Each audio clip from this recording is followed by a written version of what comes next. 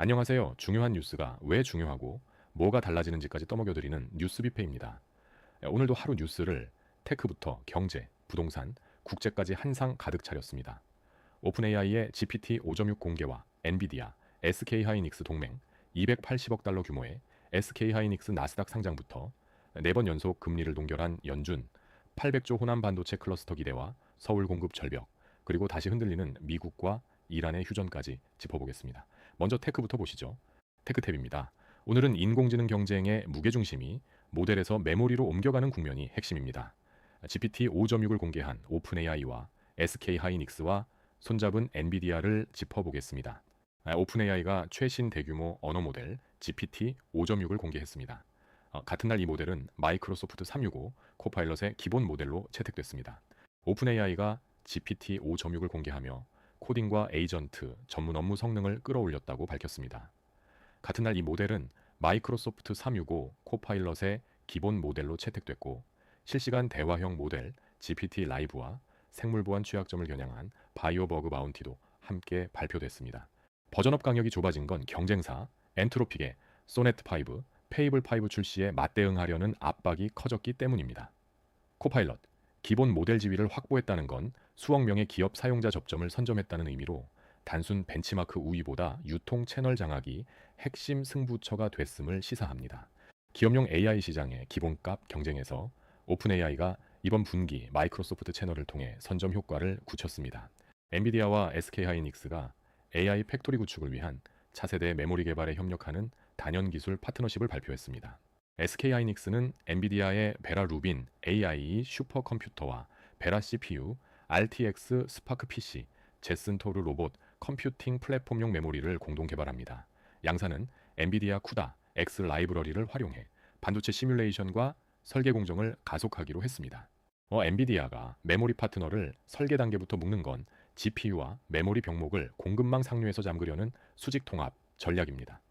SK하이닉스로서는 부품 공급사를 넘어 엔비디아 로드맵에 동조화되면서 안정적 수요를 확보하는 양날의 거리입니다.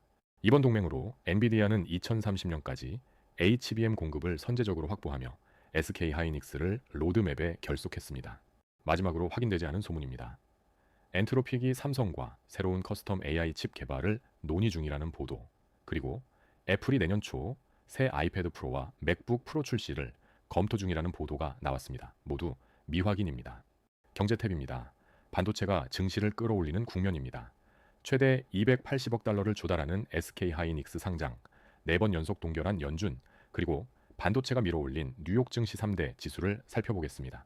SK하이닉스가 나스닥 상장을 통해 최대 약 280억 달러 규모의 자금 조달을 추진합니다.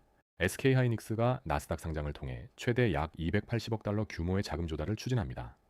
일부 보도는 초기 목표를 약 140억 달러로 제시했으나 AI 이 반도체 호황에 힘입어 조달 목표가 상향된 것으로 알려졌습니다. 조달 자금은 HBM 증설과 AI 인프라 투자에 투입될 전망입니다.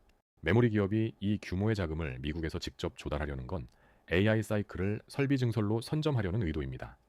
상장 흥행은 투자자들이 반도체 슈퍼 사이클을 얼마나 신뢰하는지 보여주는 리트머스 시험지가 됩니다.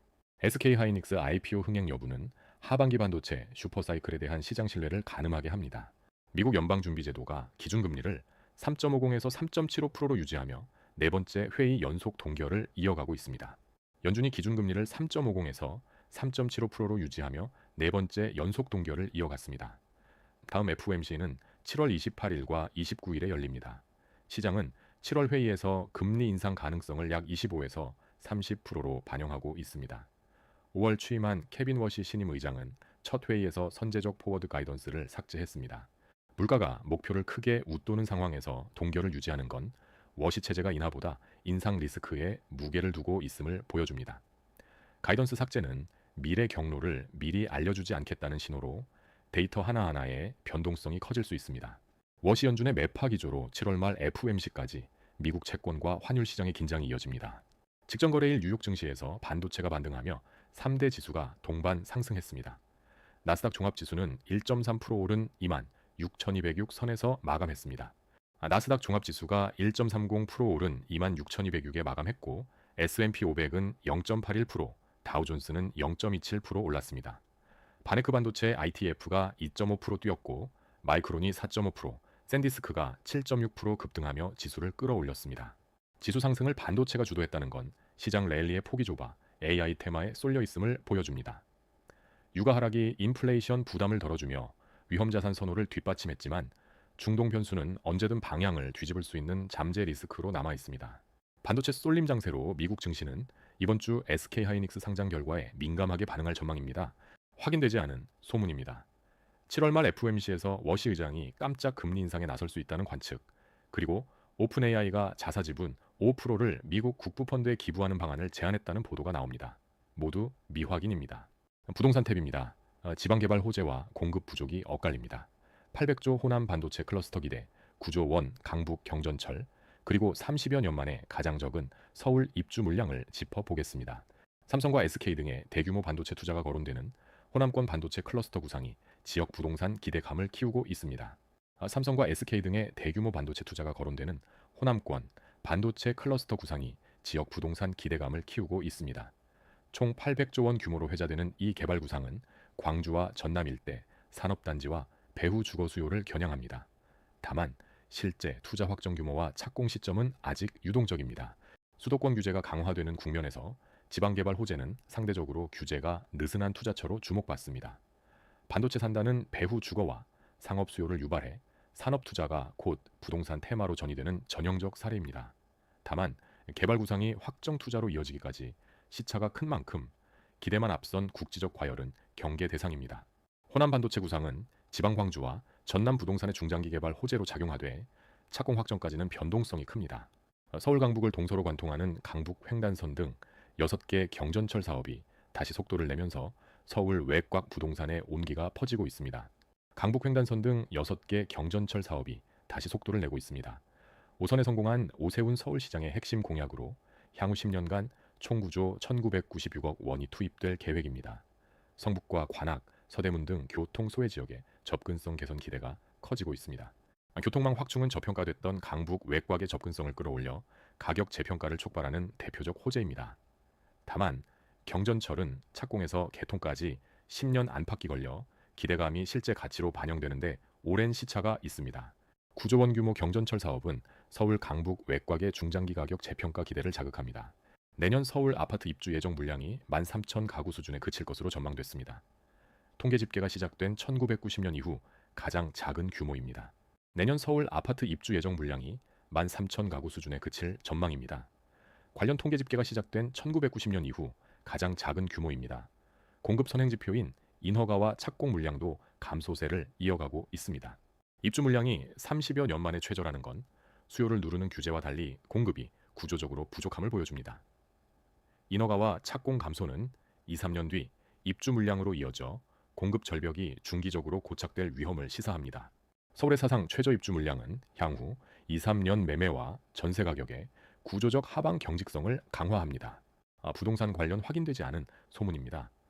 동탄기흥 구리 규제 이후 오산과 평택 등 인접 지역으로 매수세가 옮겨가는 풍선 효과가 나타날 것이라는 관측, 그리고 정부가 다른 급등 지역으로 규제 지역 지정을 확대할 수 있다는 이야기가 도는데 모두 미확인입니다.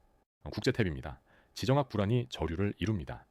다시 흔들리는 미국과 이란의 휴전, 우크라이나의 패트리엇 생산 권한을 넘긴 나토 정상회의, 그리고 사법 처분에도 대선에 나선 프랑스 르펜을 살펴보겠습니다. 미국이 이란의 추가 공습을 단행했고 테헤란은 바레인과 쿠웨이트, 카타르를 겨냥하며 맞대응했습니다. 이 교전은 전쟁 종식을 위한 임시 합의를 다시 위협하고 있습니다.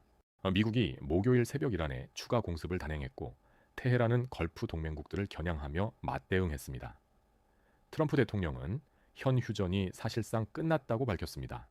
걸프 지역 전반으로 충돌이 번질 수 있다는 우려가 커지고 있습니다. 이란이 미국 본토가 아닌 걸프 동맹국을 겨냥한 건 확전과 협상 여지를 동시에 노린 계산된 압박으로 읽힙니다. 세계 원유 수송 요충지인 걸프에서의 충돌은 유가 급등과 글로벌 인플레이션 재점화로 직결됩니다. 미국과 이란의 충돌 재점화는 향후 수주 간 국제 유가와 글로벌 시장 변동성의 최대 뇌관입니다. 트럼프 대통령이 나토 정상회의를 마무리하며 젤렌스키 우크라이나 대통령과 회담하고 우크라이나에 패트리엇 방공 시스템 생산 라이선스를 제공하겠다고 밝혔습니다. 트럼프 대통령이 튀르키예에서 열린 나토 정상회의를 마무리하며 젤렌스키 대통령과 회담했습니다.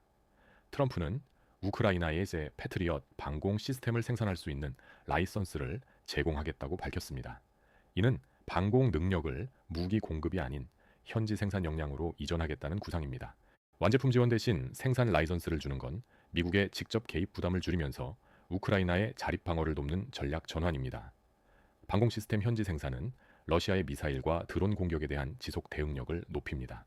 패트리엇 현지 생산 구상은 우크라이나의 중장기 방공 자립과 미국, 유럽의 안보 분담의 변화를 예고합니다. 프랑스 극우 지도자 마린 르펜이 내년 대선에 출마하겠다고 밝혔습니다. 그는 최근 횡령 혐의로 유죄를 받아 전자감독 장치를 착용해야 하는 처분을 받은 상태입니다. 프랑스 극우 지도자 마린 르펜이 내년 대선 출마를 선언했습니다.